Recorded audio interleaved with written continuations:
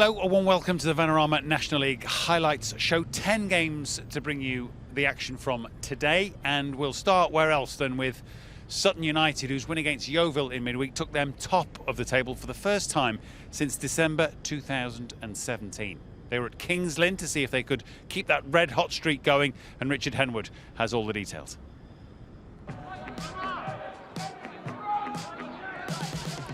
Sutton have been relentless since the beginning of February, winning 6 and drawing 1 of their last 7 league games to catch and then pull away from long-time leaders Torquay. But with Harry Buteman prominent, they endured a frustrating first half against Kings Lynn. Buteman had scored 4 goals in his previous 4 appearances, and he twice came close to opening the scoring, first with a curling shot and then that header. Sutton were desperate for all 3 points, and they eventually made the breakthrough 10 minutes into the second half as Omar Bougil fed the ball to Donovan Wilson, who scored for the first time in Sutton colours after joining on loan from Bath City. That 1 goal was enough to win the game, and it's now 5 league games without victory for Kings Lynn. Michael Ghiazi's shot from distance kept out by Sutton goalkeeper Dean Vazanis. So a crucial win on the road for Sutton. They played 3 formations throughout the game, and just a bit of a free spirit, and we had to be patient and disciplined, and we started the second half well, and I'm pleased with Donovan Wilson to get it for us. Hartlepool began the day second in the table and keen to extend their formidable recent home record. Success against Eastleigh would make it 9 wins in a row. But this was to be a rare hiccup at the Victoria ground. Tom Blair close to giving Eastleigh a first half lead. And early in the second half, Hartlepool were down to 10. This challenge on Ryan Hill and Timmy Odesina a second yellow card, followed by red. He was off for the second time this season. And Eastleigh sensed a chance to complete a league double. Ben House came within inches of a winner. But then Hartlepool had a big chance to claim that 9th consecutive home win. Rhys Oates raced clear of the Eastleigh defenders, but his deflected cross was turned away by goalkeeper Joe McDonald as it finished goalless. We'll take the point. Before the game, if you'd have said, look, you'll take a point, of course, because they've been on such good form, and overriding thought is we took 4 points over the course of the season off a very good side. Wrexham have been upwardly mobile in recent weeks, climbing from 12th at the end of January to 5th going into the game with Weymouth. A goalless first half at the racecourse ground saw Ethan Ross save from Luke Young, while the closest the away side came was when Josh McCoy got his head to an Ollie Harfield free kick, but Wrexham keeper Christian Dibble kept it out. Wrexham went into the game unbeaten in 6 at home, and as the second half developed, they began to dominate. Dior Angus fired a shot against the crossbar. And then midway through the half, the breakthrough arrived. Jamie Record's corner headed in by Thea Vassell. Vassell had also scored in a 3-2 win in the first meeting between the sides back in December. And the league double was wrapped up 12 minutes from time as Jordan Ponticelli came off the bench to tap in his first goal of the season. Wrexham continue their climb up the table. They're now 4th. Wrexham 2, Weymouth 0. Good win for Wrexham. And for Sutton. Obviously, they win a lot of games by slender-ish margins, which is a good sign. You also like the fact they've done, obviously, their scouting and recruitment. That's paid off for them today with the winner.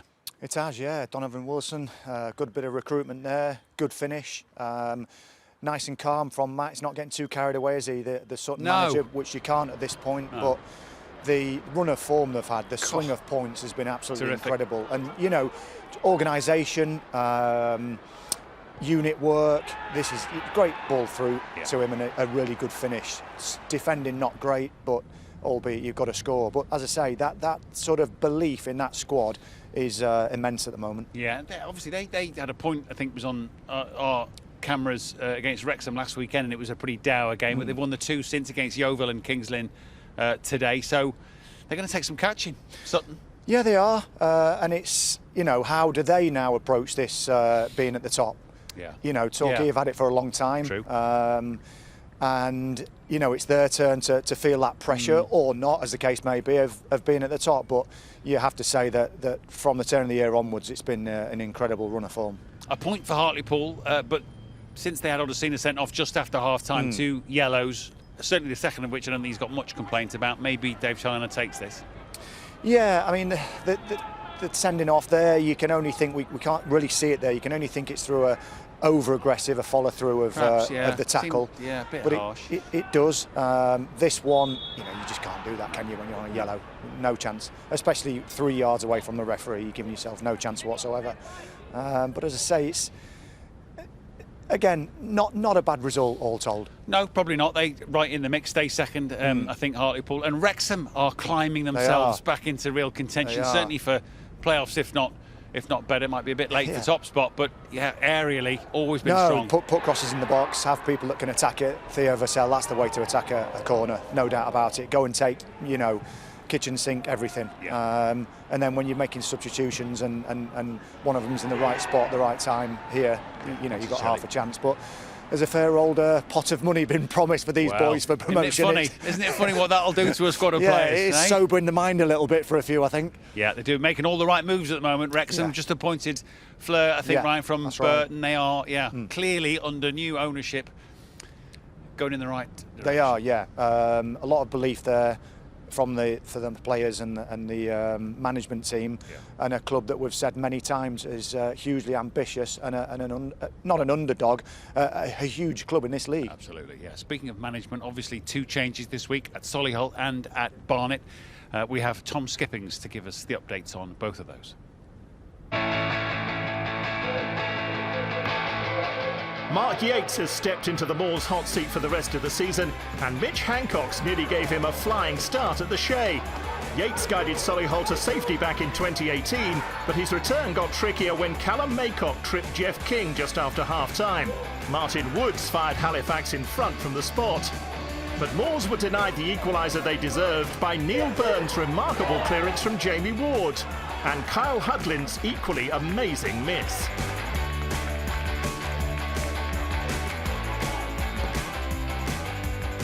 Ten defeats in 11 games in charge cost Tim Flowers his job at Barnet, with Gary Anderson taking temporary charge.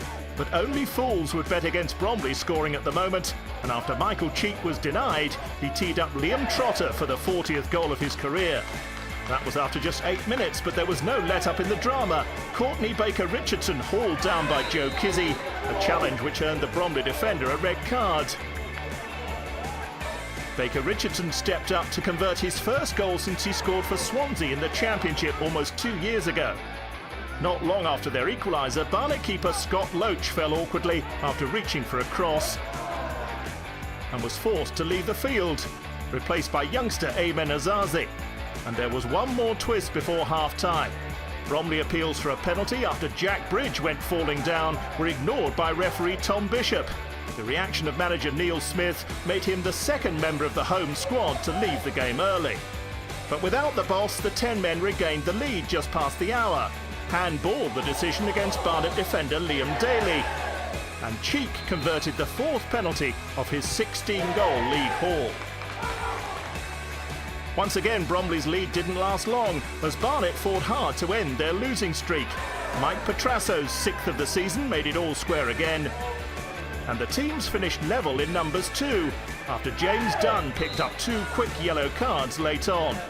But a point for Barnet to end a run of 7 straight away defeats.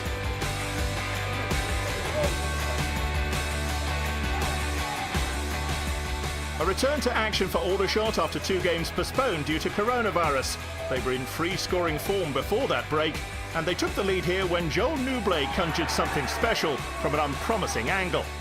But on an afternoon of penalties, Altrincham levelled from the spot soon after half-time, after Killian Colomby upended Jake Moult. Josh Hancock calmly celebrated his 150th start for the club. After that, Alty created the better chances, but Aldershot made one count 2 minutes from time. Chike Candy giving them 3 straight wins for the first time since 2017. Well, good win, obviously, for Aldershot, but looked like a bit of everything. Bromley and Barnet, extraordinary game. But want to talk, obviously, about the managerial situation for them and Solihull. Tim Flowers, I think, was only at the Hive for a couple of months. That's not enough, is it? Even for a club that's obviously in turmoil. Not really. I think, especially at this level, there's not a massive amount of money in the game. I think it's different in the league. Managers get remunerated. Owners are under big pressure to stay in leagues. So you can understand it a little bit more. Those managers will be okay. But I just think at this level, when you know, not so much for Tim, he's an experienced manager, he'll get over it. He's big enough and ugly enough to take that, no problem, and bounce back. But for some managers starting out, it's hard. Yeah, well, Jimmy Shan obviously at Solihull, he left West Brom in a promising coaching situation there to try his hand at management. And yeah, he's had time at Solihull, but I don't know. We don't know what budget was or what the situation was, but he's paid the price this week as well. Yeah, it's, as I say, I think there's got to be a little bit of loyalty sometimes, but can you get that in football? No. Is the short answer to that, I guess. And listen, when your luck's not in, Mark Yates has obviously gone in to do a job until the end of the season, knows the club very well. And Kyle Hudlin, blimey, he will be wondering until Kingdom Come how he's missed this. Well, he must have been hoping, surely to God, I'm not going to see this later on or this weekend. He will. He'll be seeing it for a while. Clearance, and I think his reaction says it all. It does. The less said, the better about that. Well, one. Indeed. But at the other end of the volley spectrum, Mike Petrasso for Barnet, obviously now without a manager. It's a brilliant cushion volley to take a point in their 2-2 mad game at Bromley. Yeah, what a shame that there were no fans in. Although they might have had a bit to say about some of the decision making. But no, brilliant fishing. Just opens up on his left foot, and it's a great finish. It really is. No, absolutely terrific. His 6th of the season. Okay, so far so good. Next stop here we will be at Meadow Park for Boreham Wood against Torquay. So long the leaders, the goals stuck in 3rd coming into this one. Boreham Wood though, no pushovers. Highlights of that when we come back.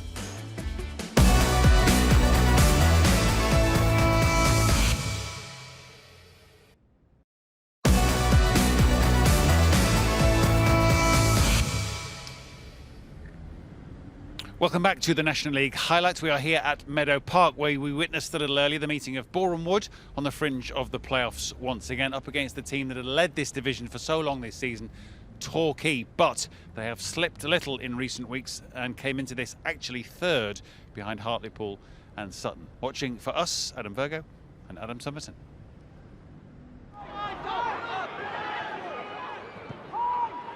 Murta, Ilisammi, Whiteley,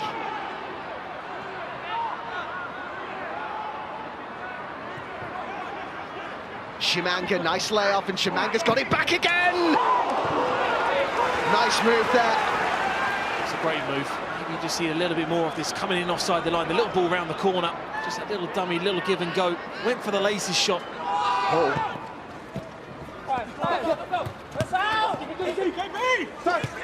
Marsh. Challenge to win it back by Hall. Whitfield. Brought it a long way here, Whitfield. And he pulled it back well too. Now, was there a push? Give it a penalty. The push by Gus Mafuta, and the referee, after just a second or two of thinking time, pointed to the spot. Can the captain keep his cool? It's Hall for Torquay. Saved by Ashmore, who gets the right way and kept that out brilliantly. Just stays big as long as possible and doesn't move too early to give Asa Hall the opportunity to send in the wrong way. Shimanga did well there, and Whiteley will drive forward. He's got Marsh to his right. Shimanga getting up in support as well. Whiteley might go alone. Saying there was a deflection on that. He's certainly right to go in on his own and take the shot on himself. Hall's header, and then the other captain, Ricketts, was there, and Shimanga hits it first time, and Whiteley in a race to get there, and he did before Winter, and he's found Shimanga. Great first touch! And the second sees it come off the frame of the goal. So close to an opener for Boreham Wood.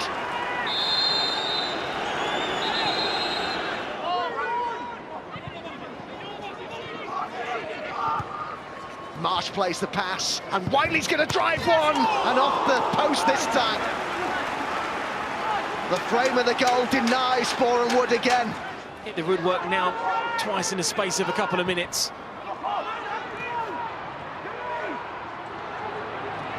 It's Torquay on the counter-attack. Waters, he's got options in the middle. Lemonhay Evans is one of them! Just wide. Chances at either end. credit to Torquay. They counter-attack so well. The positivity there from Walters. In it goes from Ricketts.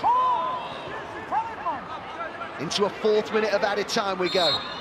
As there goes the full-time whistle. And Gary Johnson and Luke Garrard will each have to settle for a point.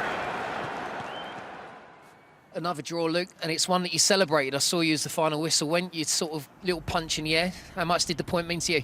I wouldn't say celebrated. I've got to be honest, I think there was a frustration. I felt we deserved to win a game of football this evening. I have to say, I felt that hitting the post, hitting the bar, Tyrone dragging his shot. I alluded to the team at half-time. I felt it was an NBA game. Us attack, you attack, and we worked on a little bit in terms of getting the units up, getting in support to the 2 strikers, retaining the ball in their half and sustaining. I felt we did that, and I felt that we deserved to win a game of football this evening. Unfortunately, that weren't the case. Gary, 0-0 draw tonight. Is that a fair result in your opinion? Yeah, I think it probably was. We missed the penalty early on and they hit the post a couple of times. I think both teams didn't really create lots of opportunities, which is always disappointing, but you know, at the end of the day we're going away with a point and we'll take it for now, but know that we still got to improve a little bit. Yeah, I just sense he's a little flat at the moment, Gary. Just searching, and his team is searching for whatever the magic was that propelled them so well for so long. Yeah, he probably is. But you have to be pragmatic, don't you, and say, didn't play great, but got a point, get back on the coach, work on it again in training, get more bodies back, to have what is still a fantastic opportunity of getting promoted. Yeah, no, that's true, and I think there are a number of those that have been injured for a while, due back in the next 2 to 3 weeks, so that of course will help. Maybe he feels he's short of options at the moment. Had their moment, didn't probably have a dominant sense of the game today, but missed the penalty, which, should they take it, might be going home with all 3, might be. That's right. Good run down the side by Ben Whitfield. Great little cut back. Amani Little making a diagonal run across. And I think that, look where the referee is. He is right in front of that. And as you see in a minute, there is an arm. There is an arm, left arm, just there. Referee, is it enough? Probably not, but you know, nowadays you're gonna concede it. Good save. Good height for him, but he reads it really well. He does. He's off his line. We did notice that. Yeah, he is, no but VAR. reads it really well. Nathan Ashmore, good save. Yeah, no, it was. Luke Garrard was unhappy, I think, with obviously the decision to award that, and perhaps they could have had one themselves. They certainly went closer second half.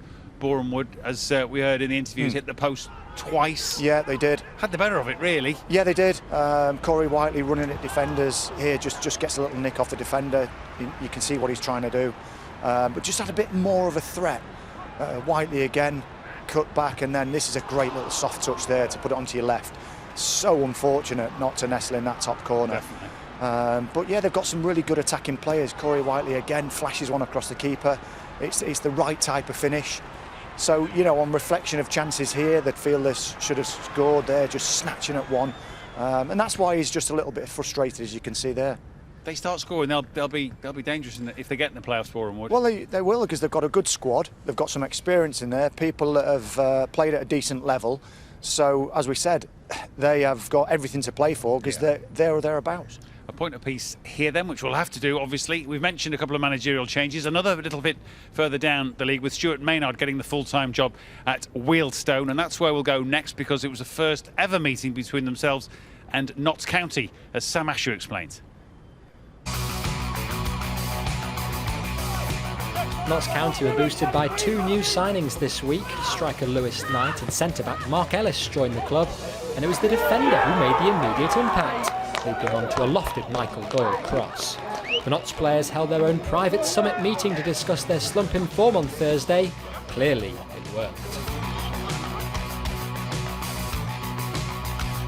Yeovil were mourning the loss of lifelong fan and actor Trevor Peacock this week.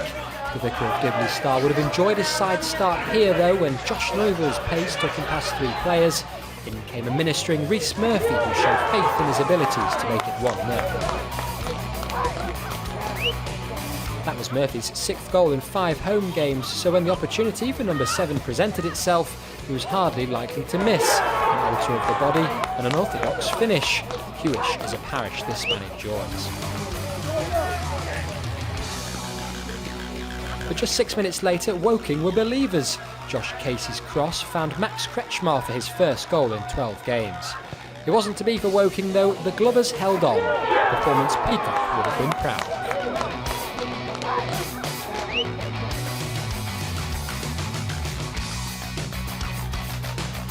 If you asked Alexa to show you a goal from back to front, this would probably be it. Tay Ashby-Hammond's pinpoint punt found Dan Sparks. A perfect cross then fell to Nathan Blissett, who couldn't miss. Having not won in 6, Maidenhead were going through their worst run of the season before this one. They were well on their way to putting that right after 52 minutes though. James Comley to the bright Sparks, who went from provider to scorer, 2-0 to the home side. A man of the match performance from Sparks, a light bulb moment for Maidenhead, who stopped the rot. Yeah, excellent win for Ellen Devonshire's side, and we'll see them in a couple of weeks live in front of the cameras. But take you back to Notts County. They also were going through a bit of a sticky patch, and they brought in the old soldier Mark Ellis, who's turned up the winner for them today. That's right, yeah, good loan move from Tranmere. Interesting, good little ball in here, and just reads it well. It's a good header, actually. Yeah. So he didn't know what to do. He's not used to scoring, but interesting that they had the team meeting, the old classic player team meeting on the Thursday. Sometimes it can open a can of worms that shouldn't be opened, but in that case, it's obviously worked. Yeah, indeed. And listen, we've talked a lot about obviously managers and the managerial situations today. Proof, if you needed it, that Yeovil did right by sticking with Darren Sarlo. They could have easily probably panicked and replaced earlier in the season, but it's come right for Yeovil, and Rhys Murphy back in the team. Yeah, they've had a tremendous good goals today. Absolutely, yeah, tremendous run. And I've spoken to Daz a couple of times, very honest. But yeah, this is the way to answer critics. This is the way to say that should be in the team. Produce the goods, either defensively or in an attacking sense, and he's done it. You know, 2 really good finishes. He's always going to score goals, and proved it today. Yeah, they're not far from the playoffs, are they? No, you wouldn't have thought it, would you? No, they're not. But that's why we enjoy it so much, because there are teams that you would think had no chance before Christmas. That extra space helps. Don't get me wrong. But there's what, 10 teams that realistically feel they've got a chance. Yeah, well, there's those in it, and then there's a whole pack. That's right. As we'll see, lined up behind them. Will definitely be believing that they can get in and amongst it. Remember, it extends to 7th spot, the playoffs in the Vanarama National League. There is how things stand then. Sutton enjoying top spot for now. Maybe they'll enjoy the pressure that goes with it. We shall see. They've only played the 25, remember. Hartlepool with 28 games for their 49 points. And of course, Torquay now looking up rather than back at those behind. You can see it's down to Halifax for the playoff places, but hardly any room to breathe, because the teams behind are all crowding up and trying to get into those playoff places. Maidenhead on 36, as I've mentioned, all the ways down, certainly to them. And Dover, Barnet and Kings Lynn at the moment, the bottom 3, but as we keep stating, almost certain to be no relegation with what's gone on in North and South and null and voiding. Thanks as always to Mr. Hargreaves. Go home safely. See you soon. Bye for now.